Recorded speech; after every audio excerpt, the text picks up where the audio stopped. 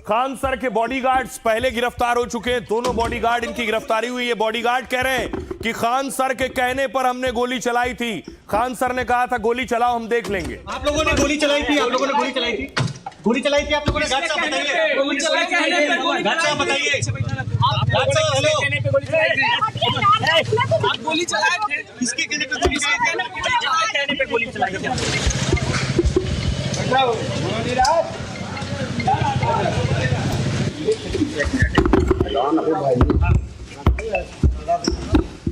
तो बॉडीगार्ड गिरफ्तार हो गए। जानकारी यह है कि पुलिस ने खान सर पर एफआईआर लिखी। अब खान सर को पुलिस ढूंढ रही है। कई टीमें बनाई गई हैं। ये तस्वीर आप देख रहे हैं। खान सर की कोचिंग पर पुलिस पहुंची है। खबर यह है कि छात्रों को वहां से हटाया गया है।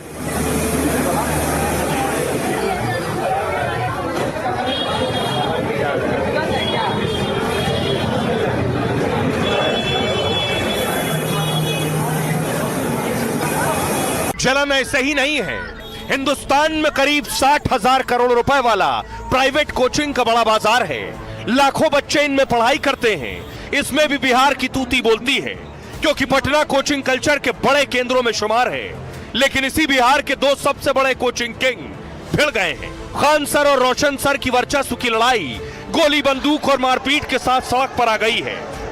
सस्ते फीस में क्यों पढ़ा रहे हो कि इतना रिजल्ट हो जाएगा? यहाँ पे मेन यही है कि इतने कम फी में इतने लोगों को ना पढ़ाया जाए। भारत का आदर्श राष्ट्रीय वाक्य ही है सत्यमेव जयते। तो न्यायपालिका पर हमको भरोसा है।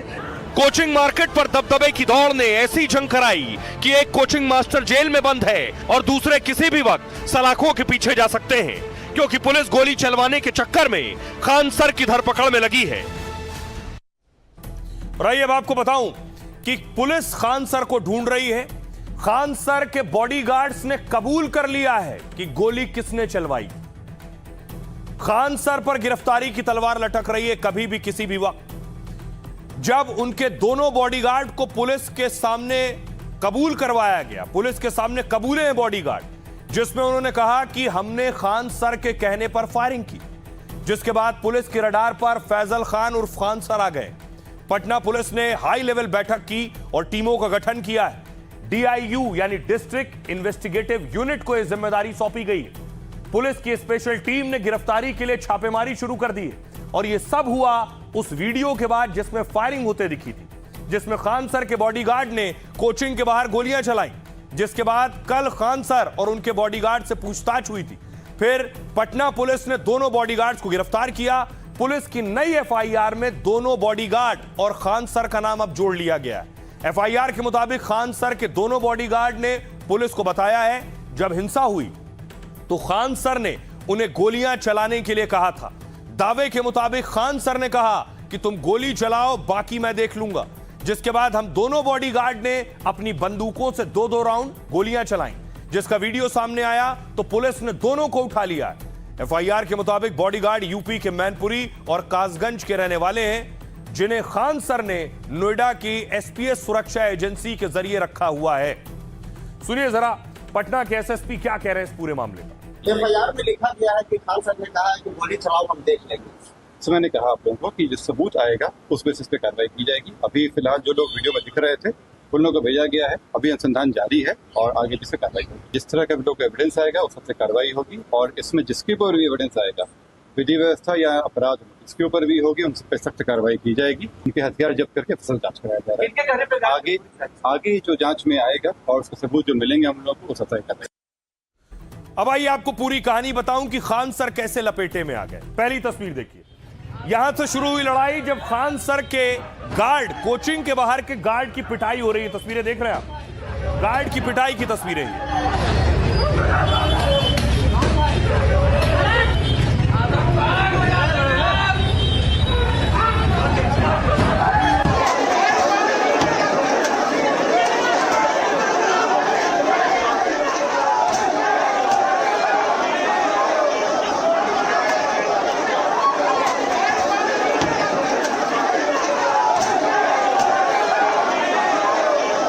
खान सर के बॉडीगार्ड की पिटाई हुई, ये उनका गार्ड था।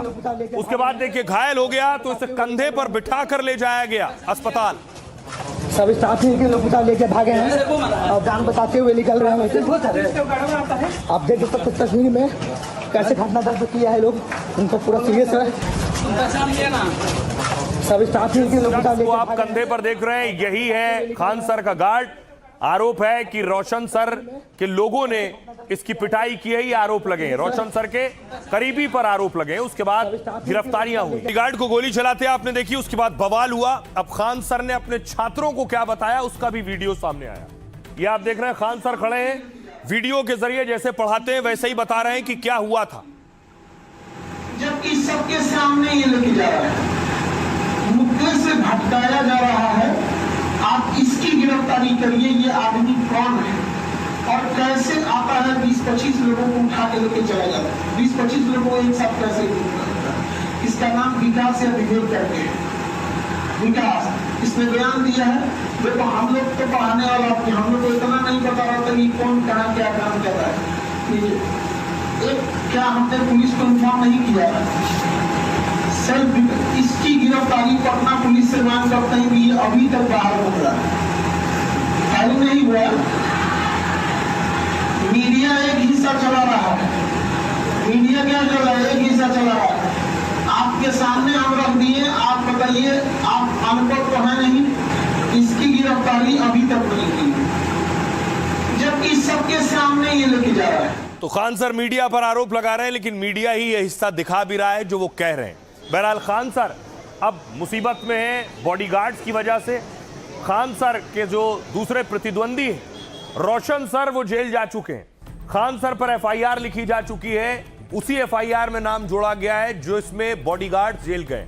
अब देखिए जरा, खान सर पर जो एफआईआर हुई है वो गंभीर धाराओं में हुई है। पटना पुलिस ने कदम कुआं थाने में एफआईआर दर्ज की है, उसमें खान सर के खिलाफ कई गंभीर धाराओं का जिक्र है। पुलिस ने बीएनएस की धारा 109 के तहत यह केस दर्ज किया है।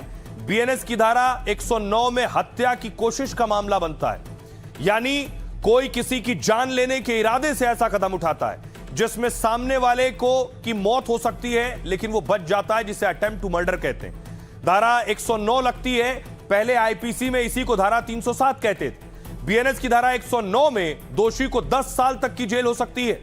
इतना ही नहीं, दोषी शख्स पर जुर्माना भी लगाया जा सकता है। इसमें कई मामलों में अग्रिम जमानत भी नहीं मिलती है। इसके अलावा पुलिस ने आर्म्स एक्ट का भी केस दर्ज किया है। इसके तहत पुलिस आरोपी को तुरंत गिरफ्तार कर सकती है। और क्योंकि इसके ज्यादातर अपराध गंभीर और गैर जमानती होते हैं, पुलिस की एफआईआर पर खान सर ने कहा मुझे इसकी जानकारी नहीं है। इसी बीच खान सर का बच्चों को पढ़ाते हुए भी वीडियो सामने आया। इसमें वो कह रहे हैं मारपीट हो रही थी इसलिए वहां फायरिंग हुई। पता था पुलिस के आने में देर लगती है इसलिए गार्ड्स ने गोली चलाई। वैसे लोग गार्ड रखते हैं क्यों है, इसलिए ना कि लोगों को बचा सके, बस इसलिए उन्होंने गोली चलाई। अब उनकी एजेंसी इसे देखेगी। ये दूसरे शिक्षक हैं रोशन सर, ये जेल में। रोशन सर बेउर जेल इन्हें भेज दिया गया है। हमले, तोड़फोड़ और मारपीट की साजिश के आरोप में इनकी गिरफ्तारी हुई। दंगा और गैर कानूनी जमावड़े के लिए धारा 191(2) और 190 लगी इन पर। इसमें 5 या उससे ज्यादा लोग इकट्ठा होकर हिंसा या मारपीट करते हैं तो उन्हें 2 साल तक की जेल की सजा हो सकती है। रास्ता रोकना और बंधक बनाने के लिए धारा 126(2) लगी इन पर, क्योंकि गार्ड को खींचकर जबरदस्ती की गई, इसमें 1 महीने की जेल होती है। रोशन सर पर आपराधिक साजिश रचने के लिए धारा 61(2) लगाई गई है। इसमें दोषी साबित होने पर 2-3 साल तक की जेल हो सकती है। जान जोखिम में डालने के लिए धारा 125 भी लगी है। इसमें 3 महीने से 3 साल तक की सजा हो सकती है। तोड़फोड़ और संपत्ति को नुकसान के लिए धारा 324(4) लगाई गई है। इसमें दोषी को अधिकतम 2 साल तक की जेल हो सकती है। गाली गलौज और धमकी के आरोप में धारा 352 और 391-51(3) लगी है। बम से उड़ाने जैसी गंभीर धमकी का आरोप है जिसमें 7 साल तक की जेल संभव है।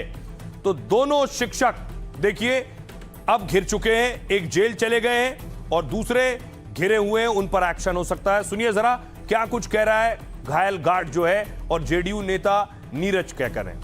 गालियां दे रहे थे और मार भी रहे थे और ये भी बोले थे कि तुम वो खान सर के 3-4 दिन में बम से उड़ा देंगे कोचिंग। बम से उड़ाने के भी धमकी दिए थे वहाँ पे और रोशन सर के कॉल भी आया था, वहाँ पे बात किया, उसके बाद मारना स्टार्ट किया। वहाँ से ऑर्डर मिला है कि मारो, उसके बाद मारना वो लोग स्टार्ट कर दिया।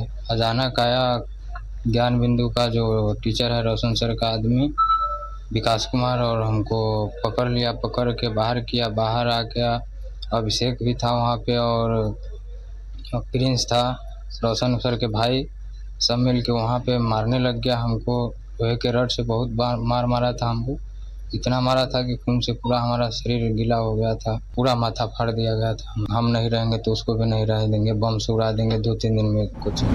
जिसने आरोप लगाया गोली चलने का, अब वही सवाल के घेरे में है। उनके सुरक्षाकर्मी, ये बाउंसर क्या तो होता है, बाउंसर लेके घूमता है सुरक्षाकर्मी, पुलिस की हिरासत में है। पुलिस तमाम तथ्यों का अनुसंधान कर रही है, पुलिस तमाम तथ्यों की समीक्षा करे। अब देखिए जरा, अब आपको तस्वीर दिखाऊं कि खान सर कहां है। पुलिस ढूंढ रही है, लेकिन छात्र कोचिंग पहुंच रहे हैं। हजारों की संख्या में जो छात्र पढ़ते हैं खान सर से, वो कोचिंग सेंटर के बाहर मौजूद।